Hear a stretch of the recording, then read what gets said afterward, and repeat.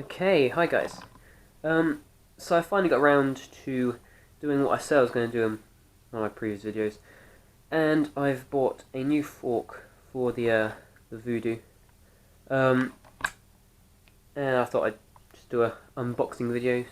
I've never done one before, so I thought why not? Has a nice box, so might as well.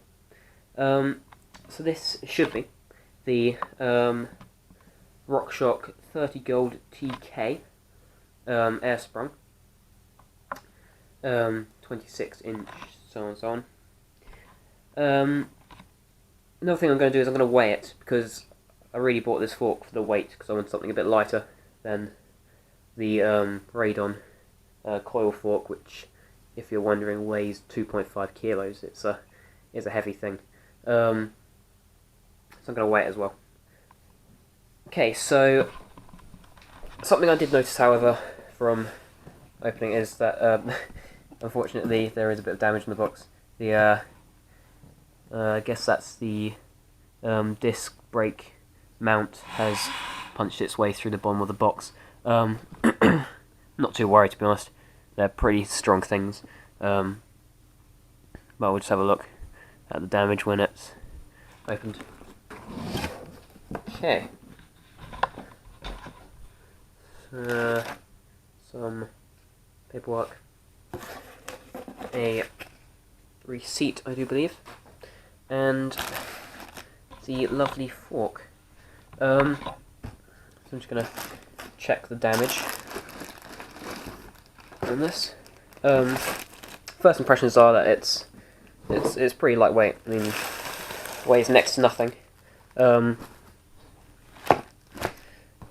And the packaging seems, apart from the gaping hole in it, pretty decent.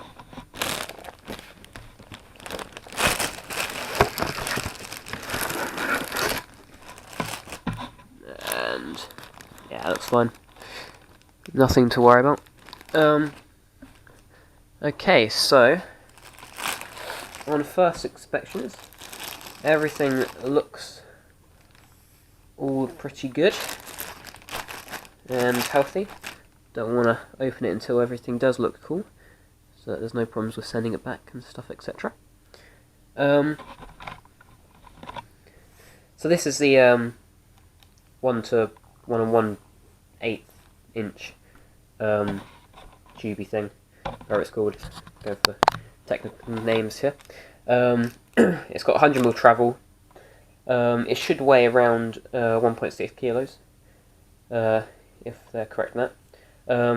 And it's for 9mm quick release axles. In case you're wondering. So, where to start? Okay, so now I've had a chance to read through the instruction manual,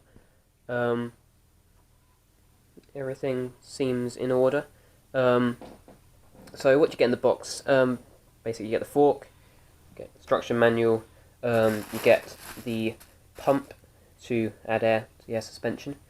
You also get a bag of spare parts, such as seals and the star nut thingy-mabob that goes in the top of the tube.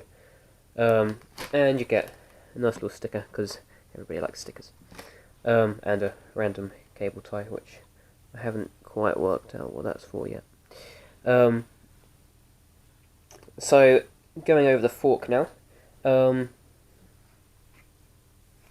Here we have our lockout, so our suspension to lockout adjustment, which is nice and smooth. That basically stops the fork from being suspension-y. I'm sure you already knew that. Under here, under this cap, you have your air valve, which I won't take out because I'm trying to do this one-handed, but it's just like on the standard air valves on bikes or cars, where we use the pump to pump air into it, which is set by this gauge here, so you can put the right amount of pressure in for your weight. Going down to the bottom, we have our rebound, external rebound adjustment. It's just a little plastic switch that you twist. I'm not quite sure how far it's supposed to twist yet, so I'm not going to force that or play with that too much. I have a tendency of breaking things. And then there's just some nice little bits of writing that you might want to read. Just tells you basically what you've bought, stuff that you need to know, well, stuff you don't really know at all, to be honest. And the disc brake mounts, and that's about as much as you're really going to get from me, to be honest. So